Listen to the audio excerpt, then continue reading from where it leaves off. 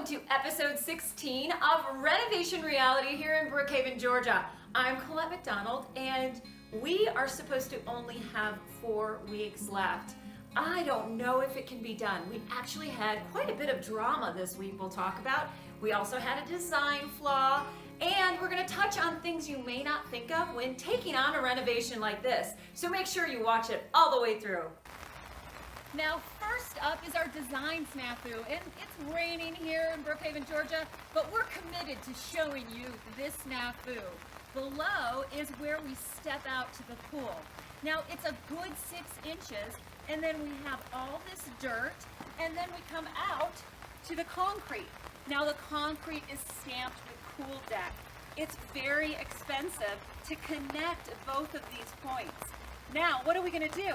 Are we going to put concrete and try to match the decking? Or are we going to put a little wood deck from here to here? My idea was actually AstroTurf, but the homeowner didn't care for that one. Next up, the drama of the week. Remember, in an earlier episode, we discussed being a good neighbor. Well, you have to be a good neighbor when you're doing construction like this, but it's during posted construction hours. What do you do when a neighbor creates drama where it doesn't need to be? For instance, we had a subcontractor deliver our insulation today.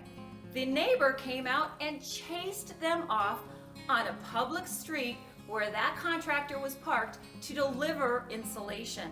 Now we are potentially behind 1 full week because the neighbor overstepped their bounds. What would you do in a situation like this?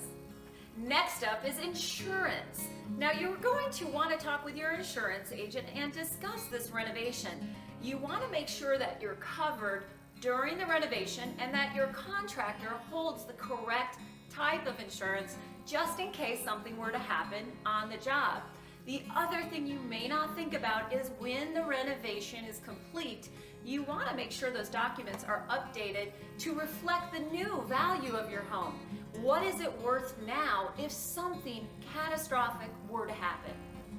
I know we say this every week, but thanks so much for commenting and voting throughout this series. I was actually in the grocery store this week and ran into a good friend going through a renovation like this and had a great topic of discussion: your pets.